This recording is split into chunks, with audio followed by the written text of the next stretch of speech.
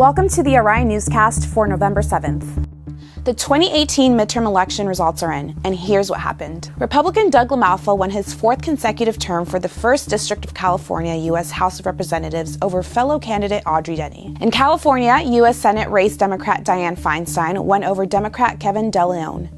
Gavin Newsom is now governor of California after a race went over John Cox, the Republican candidate. In the Chico City Council elections, liberals have taken a 5-2 majority with Alex Brown and Scott Huber taking new seats. Casey Reynolds now makes only one of the two conservatives on the council.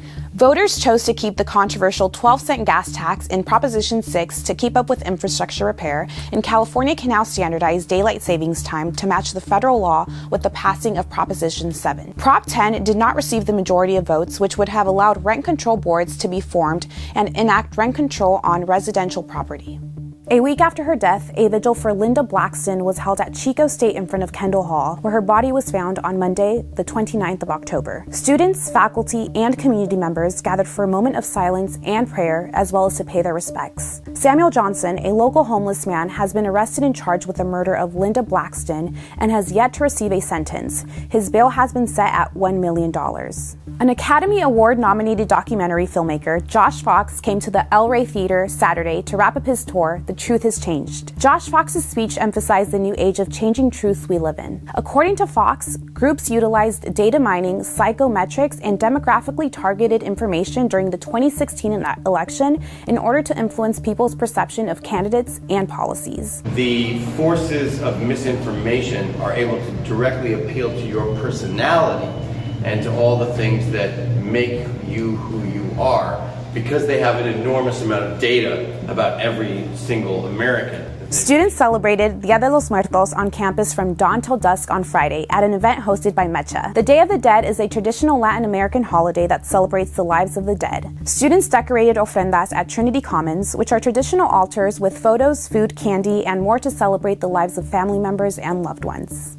The North State Symphony opened its rehearsal to the public on Saturday in the Museum of Northern California. The symphony provided the public with an open look into its rehearsal process for the first time in their second concert of the season, called Masterworks, Mozart's Influence. Chico State's Wildcat of the Week is Gavin Risbry, who plays on both the Chico State lacrosse and field hockey team.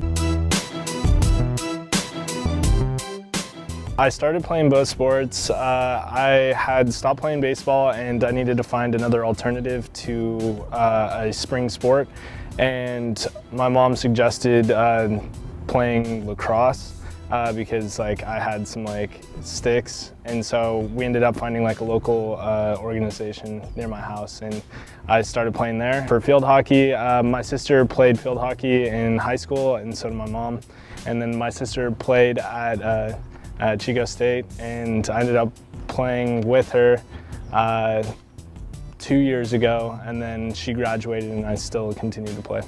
The most exciting part about being a dual athlete, I'd have to say you get two different worlds playing two different sports. So you can take some of the things that you're good at in both sports and kind of transition it. But staying active is one of the most fun parts for me. Thank you for watching the Orion Newscast on November 7th. For more news by the Orion, check out our website at theorion.com or find our latest issues on campus and around town.